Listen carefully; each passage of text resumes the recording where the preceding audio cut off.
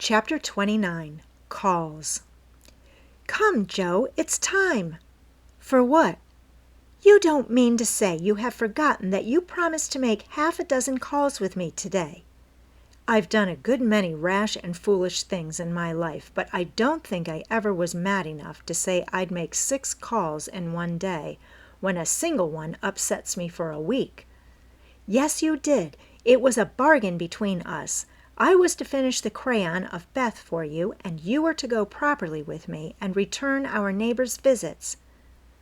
"If it was fair, that was in the bond, and I stand to the letter of my bond, Shylock. There is a pile of clouds in the east. It's not fair, and I don't go." "Now, that's shirking. It's a lovely day, no prospect of rain, and you pride yourself on keeping promises, so be honorable, come and do your duty, and then be at peace for another 6 months. At that minute Jo was particularly absorbed in dressmaking, for she was mantua-maker general to the family, and took especial credit to herself because she could use a needle as well as a pen. It was very provoking to be arrested in the act of a first trying on, and ordered out to make calls in her best array on a warm July day. She hated calls of the formal sort, and never made any till Amy compelled her with a bargain, bribe, or promise. In the present instance there was no escape, and having clashed her scissors rebelliously while protesting that she smelt thunder, she gave in, put away her work, and taking up her hat and gloves with an air of resignation, told Amy the victim was ready. "Joe March, you are perverse enough to provoke a saint. You don't intend to make calls in that state, I hope," cried Amy, surveying her with amazement. "Why not? I'm neat and cool and comfortable, quite proper for a dusty walk on a warm day. If people care more for my clothes than they do for me, I don't wish to see them. You can dress for both and be as elegant as you please. It pays for you to be fine. It doesn't for me. And furbelows only worry me." "Oh, dear," sighed Amy. "Now she's in a contrary fit and will drive me distracted before I can get her properly ready. I'm sure it's no pleasure to me to go today, but it's a debt we owe society, and there's no one to pay it but you and me. I'll do anything for you, Joe, if you'll only dress yourself nicely and come and help me do the civil. You can talk so well, look so aristocratic in your best things, and behave so beautifully, if you try, that I'm proud of you. I'm afraid to go alone. Do come and take care of me." "You're an artful little puss to flatter and wheedle your cross old sister in that way. The idea of my being aristocratic and well-bred, and your being afraid to go anywhere alone! I don't know which is the most absurd. Well, I'll go if I must, and do my best. You shall be commander of the expedition, and I'll obey blindly. Will that satisfy you?" said Jo, with a sudden change from perversity to lamb-like submission. "You're a perfect cherub. Now put on all your best things, and I'll tell you how to behave at each place so that you will make a good impression. I want people to like you, and they would if you'd only try to be a little more agreeable. Do your hair the pretty way, and put the pink rose in your bonnet. It's becoming, and you look too sober in your plain suit. Take your light gloves and the embroidered handkerchief. We'll stop at Meg's and borrow her white sunshade, and then you can have my dove-colored one." While Amy dressed, she issued her orders, and Jo obeyed them. Not without entering her protest, however, for she sighed as she rustled into her new organdy, frowned darkly at herself as she tied her bonnet strings in an irreproachable bow, wrestled viciously with pins as she put on her collar, wrinkled up her features generally as she shook out the handkerchief, whose embroidery was as irritating to her nose as the present mission was to her feelings. And when she had squeezed her hands into tight gloves with 3 buttons and a tassel as the last touch of elegance, she turned to Amy with an imbecile expression of countenance, saying meekly, "I'm perfectly miserable, but if you consider me presentable, I die happy." "You are highly satisfactory. Turn slowly round and let me get a careful view." Joe revolved, and Amy gave a touch here and there, then fell back with her head on one side, observing graciously, "Yes, you'll do. Your head is all I could ask, for that white bonnet with the rose is quite ravishing. Hold back your shoulders and carry your hands easily, no matter if your gloves do pinch. There's one thing you can do well, Joe. That is, wear a shawl. I can't, but it's very nice to see you, and I'm so glad Aunt March gave you that lovely one. It's simple but handsome, and those folds over the arm are really artistic. Is the point of my mantle in the middle? And have I looped my dress evenly? I like to show my boots, for my feet are pretty, though my nose isn't." "You are a thing of beauty and a joy forever," said Joe, looking through her hand with the air of a connoisseur at the blue feather against the gold hair. "Am I to drag my best dress through the dust, or loop it up, please, ma'am?" "Hold it up when you walk, but drop it in the house. The sweeping style suits you best, and you must learn to trail your skirts gracefully. You haven't half buttoned one cuff. Do it at once. You'll never look finished if you are not careful about the little details, for they make up the pleasing whole." Joe sighed and proceeded to burst the buttons off her glove in doing up her cuff, but at last both were ready and sailed away, looking as pretty as pictures, Hannah said, as she hung out of the upper window to watch them. "Now, Joe dear, the Chesters consider themselves very elegant people, so I want you to put on your best deportment. Don't make any of your abrupt remarks or do anything odd, will you? Just be calm, cool, and quiet. That's safe and ladylike, and you can easily do it for 15 minutes, said Amy, as they approached the first place, having borrowed the white parasol and been inspected by Meg with a baby on each arm. "Let me see. Calm, cool, and quiet. Yes, I think I can promise that. I've played the part of a prim young lady on the stage, and I'll try it off. My powers are great, as you shall see, so be easy in your mind, my child." Amy looked relieved, but naughty Joe took her at her word, for during the first call she sat with every limb gracefully composed, every fold correctly draped, calm as a summer sea, cool as a snowbank, and as silent as a sphinx. In vain Mrs. Chester alluded to her charming novel, and the Mrs. Chester introduced parties, picnics, the opera, and the fashions. Each and all were answered by a smile, a bow, and a demure yes or no, with the chill on. In vain Amy telegraphed the word "talk," tried to draw her out, and administered covert pokes with her foot. Joe sat as if blandly unconscious of it all, with deportment like Maud's face, icily regular, splendidly null. "What a haughty, uninteresting creature that oldest Miss March is," was the unfortunately audible remark of one of the ladies as the door closed upon their guests. Joe laughed noiselessly all through the hall, but Amy looked disgusted at the failure of her instructions and very naturally laid the blame upon Joe. "How could you mistake me so? I merely meant you to be properly dignified and composed, and you made yourself a perfect stock and stone. Try to be sociable at the Lambs, gossip as other girls do, and be interested in dress and flirtations and whatever nonsense comes up. They move in the best society, are valuable persons for us to know, and I wouldn't fail to make a good impression there for anything." "I'll be agreeable. I'll gossip and giggle and have horrors and raptures over any trifle you like. I rather enjoy this, and now I'll imitate what is called a charming girl.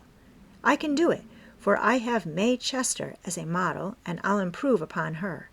See if the Lambs don't say, 'What a lively, nice creature that Joe March is.'" Amy felt anxious, as well she might, for when Joe turned freakish there was no knowing where she would stop. Amy's face was a study when she saw her sister skim into the next drawing-room, kiss all the young ladies with effusion, beam graciously upon the young gentleman, and join in the chat with a spirit which amazed the beholder. Amy was taken possession of by Mrs. Lamb, with whom she was a favorite, and forced to hear a long account of Lucretia's last attack, while 3 delightful young gentlemen hovered near, waiting for a pause when they might rush in and rescue her. So situated, she was powerless to check Joe, who seemed possessed by a spirit of mischief, and talked away as volubly as the old lady.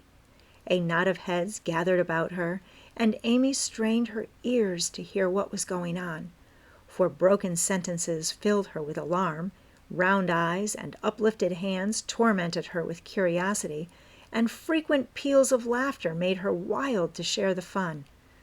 One may imagine her suffering on overhearing fragments of this sort of conversation. "She rides splendidly. Who taught her?" "No one. She used to practice mounting, holding the reins, and sitting straight on an old saddle in a tree. Now she rides anything, for she doesn't know what fear is, and the stableman lets her have horses cheap because she trains them to carry ladies so well. She has such a passion for it. I often tell her if everything else fails, she can be a horsebreaker and get her living so." At this awful speech, Amy contained herself with difficulty, for the impression was being given that she was rather a fast young lady, which was her especial aversion. But what could she do? For the old lady was in the middle of her story, and long before it was done, Joe was off again, making more droll revelations, and committing still more fearful blunders. Yes, Amy was in despair that day, for all the good beasts were gone, and of 3 left, 1 was lame, 1 blind, and the other so balky that you had to put dirt in his mouth before he would start. Nice animal for a pleasure party, wasn't it? "Which did she choose?" asked one of the laughing gentlemen, who enjoyed the subject. "None of them. She heard of a young horse at the farmhouse over the river, and though a lady had never ridden him, she resolved to try, because he was handsome and spirited. Her struggles were really pathetic. There was no one to bring the horse to the saddle, so she took the saddle to the horse. My dear creature, she actually rode it over the river, put it on her head, and marched up to the barn, to the utter amazement of the old man." "Did she ride the horse?" "Of course she did, and had a capital time. I expected to see her brought home in fragments, but she managed him perfectly, and was the life of the party." "Well, I call that plucky." And young Mr. Lamb turned an approving glance upon Amy, wondering what his mother could be saying to make the girl look so red and uncomfortable. She was still redder and more uncomfortable a moment after, when a sudden turn in the conversation introduced the subject of dress. One of the young ladies asked Joe where she got the pretty drab hat she wore to the picnic, and stupid Joe, instead of mentioning the place where it was bought 2 years ago, must needs answer with unnecessary frankness, "Oh, Amy painted it. You can't buy those soft shades, so we paint ours any color we like. It's a great comfort to have an artistic sister." "Isn't that an original idea?" cried Miss Lamb, who found Joe great fun. "That's nothing compared to some of her brilliant performances. There's nothing the child can't do. Why, she wanted a pair of blue boots for Sally's party, so she just painted her soiled white ones the loveliest shade of sky blue you ever saw, and they looked exactly like satin," added Joe, with an air of pride in her sister's accomplishments that exasperated Amy till she felt that it would be a relief to throw her card case at her. "We read a story of yours the other day and enjoyed it very much," observed the elder Miss Lamb, wishing to compliment the literary lady, who did not look the character just then, it must be confessed. Any mention of her works always had a bad effect upon Joe, who either grew rigid and looked offended, or changed the subject with a brusque remark, as now. "Sorry you could find nothing better to read. I write that rubbish because it sells, and ordinary people like it. Are you going to New York this winter?" As Miss Lamb had enjoyed the story, this speech was not exactly grateful or complimentary. The minute it was made, Joe saw her mistake. but fearing to make the matter worse, suddenly remembered that it was for her to make the first move toward departure, and did so with an abruptness that left 3 people with half-finished sentences in their mouths.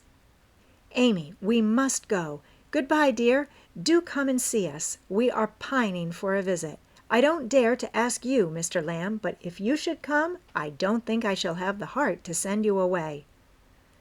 Joe said this with such a droll imitation of May Chester's gushing style that Amy got out of the room as rapidly as possible, feeling a strong desire to laugh and cry at the same time. "Didn't I do that well?" asked Joe, with a satisfied air, as they walked away. "Nothing could have been worse," was Amy's crushing reply. "What possessed you to tell those stories about my saddle, and the hats and boots, and all the rest of it?" "Why, it's funny and amuses people. They know we are poor, so it's no use pretending that we have grooms, buy 3 or 4 hats a season, and have things as easy and fine as they do." "You needn't go and tell them all our little shifts, and expose our poverty in that perfectly unnecessary way. You haven't a bit of proper pride, and never will learn when to hold your tongue and when to speak," said Amy despairingly. Poor Joe looked abashed, and silently chafed the end of her nose with a stiff handkerchief, as if performing a penance for her misdemeanors. "How shall I behave here?" she asked as they approached the 3rd mansion. "Just as you please. I wash my hands of you," was Amy's short answer. "Then I'll enjoy myself. The boys are at home, and we'll have a comfortable time. Goodness knows I need a little change, for elegance has a bad effect upon my constitution," returned Joe gruffly, being disturbed by her failures to suit. An enthusiastic welcome from 3 big boys and several pretty children speedily soothed her ruffled feelings, and leaving Amy to entertain the hostess and Mr. Tudor, who happened to be calling likewise, Joe devoted herself to the young folks and found the change refreshing. She listened to college stories with deep interest, caressed pointers and poodles without a murmur, agreed heartily that Tom Brown was a brick, regardless of the improper form of praise, and when one lad proposed a visit to his turtle tank, she went with an alacrity which caused Mamma to smile upon her as that motherly lady settled the cap which was left in a ruinous condition by filial hugs, bear-like but affectionate, and dearer to her than the most faultless coiffure from the hands of an inspired Frenchwoman. Leaving her sister to her own devices, Amy proceeded to enjoy herself to her heart's content.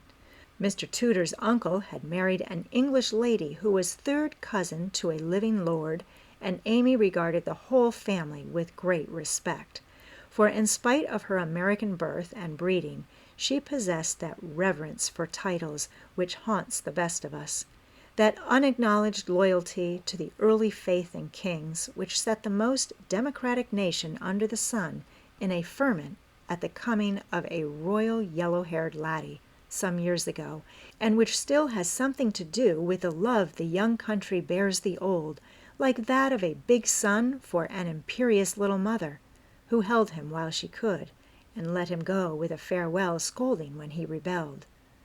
But even the satisfaction of talking with a distant connection of the British nobility did not render Amy forgetful of time, and when the proper number of minutes had passed, she reluctantly tore herself from this aristocratic society and looked about for Joe, fervently hoping that her incorrigible sister would not be found in any position which should bring disgrace upon the name of March.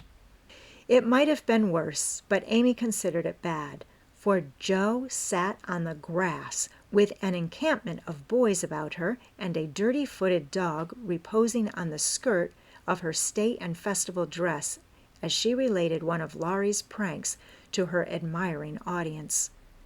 One small child was poking turtles with Amy's cherished parasol, a second was eating gingerbread over Joe's best bonnet, and a third playing ball with her gloves.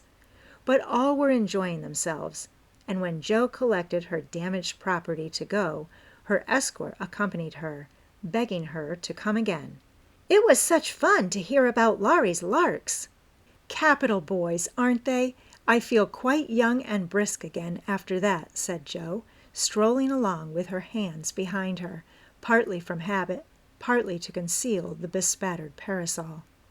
"Why do you always avoid Mr. Tooter?" asked Amy, wisely refraining from any comment upon Jo's dilapidated appearance. "Don't like him. He puts on airs, snubs his sisters, worries his father, and doesn't speak respectfully of his mother. Laurie says he is fast, and I don't consider him a desirable acquaintance, so I let him alone." "You might treat him civilly at least. You gave him a cool nod, and just now you bowed and smiled in the politest way to Tommy Chamberlain, whose father keeps a grocery store. If you had just reversed the nod and the bow, it would have been right," said Amy reprovingly. "No, it wouldn't," returned perverse Jo. "I neither like, respect, nor admire Tooter, though his grandfather's uncle's nephew's niece was third cousin to a lord. Tommy is poor and bashful and good and very clever. I think well of him and like to show that I do, for he is a gentleman in spite of the brown paper parcels." "It's no use trying to argue with you," began Amy. "Not the least, my dear," interrupted Jo, "so let us look amiable and drop a card here, as the kings are evidently out, for which I'm deeply grateful." The family card case having done its duty, the girls walked on, and Jo uttered another thanksgiving on reaching the 5th house and being told that the young ladies were engaged. "Now let us go home and never mind Aunt March today. We can run down there any time, and it's really a pity to trail through the dust in our best bibs and tuckers when we are tired and cross." "Speak for yourself, if you please. Aunt likes to have us pay her the compliment of coming in style and making a formal call. It's a little thing to do, but it gives her pleasure, and I don't believe it will hurt your things half so much as letting dirty dogs and clumping boys spoil them. Stoop down and let me take the crumbs off of your bonnet." "What a good girl you are, Amy," said Jo, with a repentant glance from her own damaged costume to that of her sister, which was fresh and spotless still. "I wish it was as easy for me to do little things to please people as it is for you. I think of them, but it takes too much time to do them, so I wait for a chance to confer a great favor and let the small ones slip, but they tell best in the end, I fancy." Amy smiled and was mollified at once, saying with a maternal air, "Women should learn to be agreeable, particularly poor ones, for they have no other way of repaying the kindnesses they receive. If you'd remember that and practice it, you'd be better liked than I am, because there is more of you." "I'm a crotchety old thing and always shall be, but I'm willing to own that you are right. Only it's easier for me to risk my life for a person than to be pleasant to him when I don't feel like it. It's a great misfortune to have such strong likes and dislikes, isn't it?" "It's a greater not to be able to hide them. I don't mind saying that I don't approve of Tooter any more than you do, but I'm not called upon to tell him so. Neither are you, and there is no use in making yourself disagreeable because he is." "But I think girls ought to show when they disapprove of young men, and how can they do it except by their manners? Preaching does not do any good, as I know to my sorrow, since I've had Teddy to manage, but there are many little ways in which I can influence him without a word, and I say we ought to do it to others if we can." "Teddy is a remarkable boy and can't be taken as a sample of other boys," said Amy in a tone of solemn conviction, which would have convulsed the remarkable boy if he had heard it.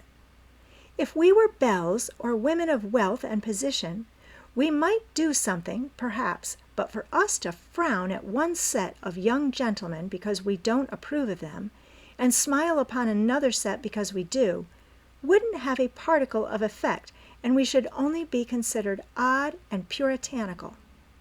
So we are to countenance things and people which we detest, merely because we are not belles and millionaires, are we? That's a nice sort of morality." "I can't argue about it. I only know that it's the way of the world, and people who set themselves against it only get laughed at for their pains. I don't like reformers, and I hope you will never try to be one." "I do like them, and I shall be one if I can, for in spite of the laughing, the world would never get on without them. We can't agree about that, for you belong to the old set, and I to the new. You will get on the best, but I shall have the liveliest time of it. I should rather enjoy the brickbats and hooting, I think." "Well, compose yourself now, and don't worry Aunt with your new ideas." "I'll try not to, but I'm always possessed to burst out with some particularly blunt speech or revolutionary sentiment before her. It's my doom, and I can't help it." They found Aunt Carroll with the old lady, both absorbed in some very interesting subject, but they dropped it as the girls came in, with a conscious look which betrayed that they had been talking about their nieces. Joe was not in a good humor, and the perverse fit returned. But Amy, who had virtuously done her duty, kept her temper, and pleased everybody, was in a most angelic frame of mind. This amiable spirit was felt at once, and both the aunts "my deared" her affectionately, looking what they afterwards said emphatically, "That child improves every day." "Are you going to help about the fair, dear?" asked Mrs. Carroll, as Amy sat down beside her with the confiding air elderly people like so well in the young. "Yes, Aunt, Mrs. Chester asked me if I would, and I offered to tend a table, as I have nothing but my time to give." "I'm not," put in Joe decidedly. "I hate to be patronized, and the Chesters think it's a great favor to allow us to help with their highly connected fair. I wonder you consented, Amy. They only want you to work." "I am willing to work. It's for the freedom as well as the Chesters, and I think it very kind of them to let me share the labor and the fun. Patronage does not trouble me when it is well meant." "Quite right and proper. I like your grateful spirit, my dear. It's a pleasure to help people who appreciate our efforts. Some do not, and that is trying," observed Aunt March, looking over her spectacles at Joe, who sat apart, rocking herself with a somewhat morose expression. If Joe had only known what a great happiness was wavering in the balance for one of them, she would have turned dove-like in a minute, but unfortunately we don't have windows in our breasts and cannot see what goes on in the minds of our friends. Better for us that we cannot as a general thing, but now and then it would be such a comfort, such a saving of time and temper. By her next speech, Joe deprived herself of several years of pleasure and received a timely lesson in the art of holding her tongue. "I don't like favors. They oppress and make me feel like a slave. I'd rather do everything for myself and be perfectly independent." "Ahem!" coughed Aunt Carroll softly, with a look at Aunt March. "I told you so," said Aunt March, with a decided nod to Aunt Carroll. Mercifully unconscious of what she had done, Joe sat with her nose in the air and a revolutionary aspect which was anything but inviting. "Do you speak French, dear?" asked Mrs. Carroll, holding her hand on Amy's. "Pretty well, thanks to Aunt March, who lets Esther talk to me as often as I like," replied Amy, with a grateful look, which caused the old lady to smile affably. "How are you about languages?" asked Mrs. Carroll of Joe. "Don't know a word. I'm very stupid about studying anything. Can't bear French. It's such a slippery, silly sort of language," was the brusque reply. Another look passed between the ladies, and Aunt March said to Amy, "You are quite strong and well now, dear, I believe? Eyes don't trouble you any more, do they?" "Not at all, thank you, ma'am. I'm very well, and mean to do great things next winter, so that I may be ready for Rome whenever that joyful time arrives." "Good girl! You deserve to go, and I'm sure you will some day," said Aunt March, with an approving pat on the head as Amy picked up her ball for her. "Crosspatch, draw the latch, sit by the fire, and spin," squalled Polly, bending down from his perch on the back of her chair to peep into Joe's face with such a comical air of impertinent inquiry that it was impossible to help laughing. Most observing bird, said the old lady. Come and take a walk, my dear, cried Polly, hopping toward the china closet with a look suggestive of lump sugar. Thank you, I will. Come, Amy. And Joe brought the visit to an end, feeling more strongly than ever that calls did have a bad effect upon her constitution. She shook hands in a gentlemanly manner, but Amy kissed both the aunts, and the girls departed, leaving behind them the impression of shadow and sunshine, which impression caused Aunt March to say, as they vanished, "You'd better do it, Mary. I'll supply the money," and Aunt Carroll to reply decidedly, "I certainly will, if her father and mother consent."